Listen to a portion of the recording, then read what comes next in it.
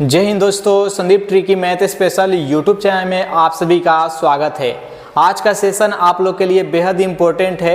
आज का सेशन में हम देखेंगे बिहार पुलिस कांस्टेबल 2024-25 जो न्यू भर्ती आने वाला है, जिसमें टोटल सीट रहेगा वह 20,000 रहेगा। 20,000 पोस्ट के लिए जो न्यू वैकेंसी आप लोग के आने वाला है, तो इसके बारे में हम डिटेल्स में बात करेंगे कि इसके लिए अगर आप लोग का सिलेक्शन लेना है, इस एग्ज़ाम में रिटेन के माध्यम से आप लोग का सिलेक्शन लेना है, रिटेन में आप लोग का रिजल्ट देना है, तो उसके लिए कौन कौन सा बुक पढ़े, कौन सा बुक बेहतर रहेगा सिलेक्शन के लिए।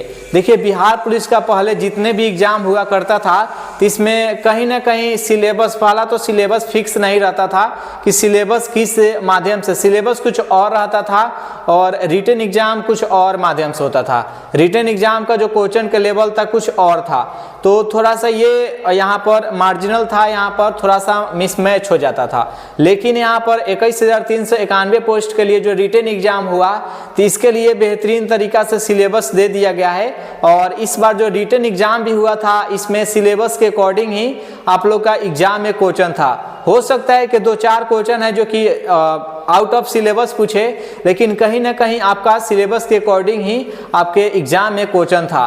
तो आप लोग को सिलेबस के अकॉर्डिंग पढ़ना बेहद ही जरूरी है। अगर सिलेबस के माध्यम से, सिलेबस के अकॉर्डिंग अगर पढ़ाई करते हैं तो 100% आप लोग का सिलेक्शन हो जाएगा।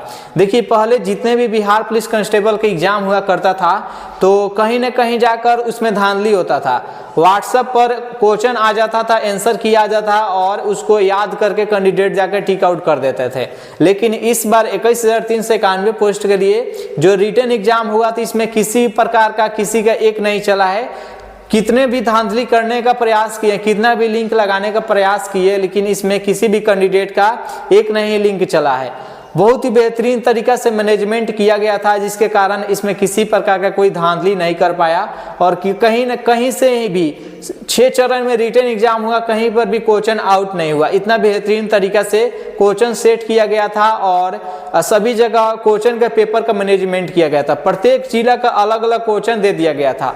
सेम डेट में एग्जाम था और सभी जिला का अलग अलग क्वेश्चन पेपर बांट दिया गया था, जिसके कारण किसी भी एजेंट का, किसी भी धांधली करने वाले को इसमें एक नहीं चली है। जो भी ईमानदारी से एग्जाम देकर आए हैं, जो अपने मेहनत के बदौलत जितना स्कोर किए हैं, उसी के दम पर उसका रिजल्ट होगा। जिसका जितना मेहनत रहेगा उतना ही उसका बेहतर रिजल्ट होगा। तो मेहनत करने वाला का कहीं ना कहीं जाकर अब बिहार पुलिस कांस्टेबल में भी सिलेक्शन होगा। पहले था कि पैसा फेंको और सिलेक्शन ले लो, लेकिन अब उसी कैंडिडेट का सिलेक्शन होगा जो अपने मेहनत पर, अपने दम पर जो स्कोर किए रहेंगे और उनका सिलेक्शन होगा। और यही कारण है कि कट ऑफ है जो कि बहुत ही कम जाएगा, बहुत ही कम नंबर पर कैंडिडेट का सिलेक्शन होगा। तो आप लोग के लिए भी बहुत ही सुनहरा मौका है अगर बिहार पुलिस कांस्टेबल में जॉब करना चाहते हैं। तो आज के सेशन में हम सिलेबस के अकॉर्डिंग आप लोग को बुक बताएंगे कि कौन कौन सा बुक से आप लोग पढ़िएगा तो बेहतर आप लोग का सिलेक्शन हो जाएगा। तो देखिए, बिहार पुलिस कांस्टेबल का जो सिलेबस रहता है 10th स्तरीय रहता है। क्वेश्चन जो पूछा जाता है 10th स्तरीय क्वेश्चन पूछा जाता है, तो आपको तो 100% 10th का सिलेबस देखना है। 10th का सिलेबस में आपको कौन कौन सा सब्जेक्ट देखना है, तो सबसे पहले तो आपको मैथ देखना है। मैथ में है जो कि 10th का मैथ से 5 से 6 प्रश्न है जो कि पूछा जाएगा। 10th का जो मैथ है वहां से 5 से 6 प्रश्न पूछा जाएगा, चाहे वह द्विघात समीकरण हो या एक चर वाला रैखिक समीकरण हो, चाहे जो एपीजीपी है वहां से हो, चाहे ट्रिगोनोमेट्री हो और चाहे क्षेत्रमिति हो। यहाँ से जाकर आपको क्वेश्चन है जो कि पूछा जाएगा। तो 10th का जो मैथ है वो मैथ का सभी क्षेत्रमिति हो, चाहिए जितना आपको द्विघात समीकरण एपीजीपी बताए, सभी का फॉर्मूला आप याद कर लीजिएगा। 5 से 6 प्रश्न है जो कि आसानी से आप सॉल्व कर लीजिएगा। तो मैथ का एक एक नंबर, जब भी कंपटीशन में आप जाइएगा तो एक एक नंबर बहुत ही महत्वपूर्ण है। ऐसे मैट्रिक और इंटर का एग्जाम देते हैं तो एक नंबर का उतना वैल्यू नहीं रहता है, लेकिन आप कंपटीशन के क्षेत्र में उतरिएगा तो एक एक नंबर बहुत ही महत्वपूर्ण है। इस प्रकार मैथ से आप जनरल जो मैथ होता है, जैसे percentage, time and work, distance, तो ऐसे प्रश्न भी 2-4 पूछ लिए जाते हैं। तो यहाँ से मैथ आपका कवरअप हो जाएगा। कुछ प्रश्न है जो कि मैट्रिक बुक से पूछ लिया जाएगा, कुछ जनरल मैथ से। तो मैथ है जो कि 6 से 7 क्वेश्चन रखा जाता है, उससे ज़्यादा मैथ का क्वेश्चन नहीं रहता है। अब बात कर लेते हैं साइंस का। तो साइंस का जो प्रश्न रहेगा वो 20 से 25 प्रश्न रहता है। साइंस का जो प्रश्न रहेगा वो 20 से 25 के आसपास है जो कि प्रश्न रहेगा। कहीं ना कहीं वो 30 तक भी जा सकता है, 30 तक, मैक्सिमम 30 तक जाता है। साइंस का जो प्रश्न रहता है वो मैक्सिमम 30 तक जाता है। इसमें फिजिक्स, केमिस्ट्री, बायोलॉजी हो गया, फिजिक्स, केमिस्ट्री, बायोलॉजी हो गया, किसी में 10 रहता है, किसी में 8, किसी में 9। इसी प्रकार से प्रश्न है जो कि पूछा जाएगा। तो अब जान लेते हैं कि इसका तैयारी कैसे करना है। तो मैट्रिक का जो फिजिक्स, केमिस्ट्री, बायोलॉजी है, मैट्रिक का जो फिजिक्स, केमिस्ट्री, बायोलॉजी है, वहां से आप लोग कवर अप कर लीजिएगा। और फिजिक्स का न्यूमेरिकल भी 3 से 4 प्रश्न पूछ लिया जाता है। फिजिक्स का जो न्यूमेरिकल है वहां से 3 से 4 प्रश्न पूछ लिया जाता है। तो फिजिक्स का जितने भी आप प्रश्न पढ़िएगा तो इसका न्यूमेरिकल भी आप लोग साथ में साथ फॉर्मूला याद कीजिएगा और सॉल्व कीजिएगा। तो जैसे गति का नियम हो गया, विद्युत धारा हो गया, ओम का नियम हो गया, प्रकाशिकी हो गया, वहां से प्रश्न जो कि पूछ लिया जाता है। तो वहां का फॉर्मूला आप लोग याद कर लीजिएगा। तो फिजिक्स, केमिस्ट्री, बायोलॉजी हो गया। उसके साथ ही आप लूसेंट का जो साइंस वाला चैप्टर रहता है, लूसेंट का जो साइंस यानी फिजिक्स, केमिस्ट्री, बायोलॉजी, वहां से आप लूसेंट को पूरा क्लियर कर लीजिएगा। लूसेंट हो गया और मैट्रिक का फिजिक्स, केमिस्ट्री, बायोलॉजी हो गया। अगर ये 2 बुक आप क्लियर कर लेते हैं, अब साइंस को कैसे पढ़ना है तो लूसेंट का जो थ्योरी रहता है वो थ्योरी को पढ़ लीजिएगा। उसके साथ ही उसका एग्जेक्टिव, जितने भी प्रश्न एग्जेक्टिव का दिया रहता है उतना आप सॉल्व कर लीजिएगा। अगर इतना आप कर लेते हैं तो साइंस का सब प्रश्न है जो कि सॉल्व हो जाएगा। इसके साथ ही आपको हम प्रीवियस ईयर प्रश्न भी करा देंगे, इसके लिए आप लोग टेंशन नहीं लीजिएगा। तो ये तो साइंस का कवर अप हो गया। उसके साथ 40 प्रश्न है जो कि जीके से पूछा जाता है। 40 प्रश्न है जो कि जीके से पूछ लिया जाता है, जिसमें कि आप लोग मैट्रिक का जो इकोनॉमिक्स हो गया, पॉलिटिकल साइंस हो गया, जियोग्राफी हो गया, हिस्ट्री हो गया, यहाँ से आप लोग मैट्रिक का देख लीजिएगा। मैट्रिक का ये देख लीजिएगा, यहाँ से प्रश्न पूछ लिया जाता है।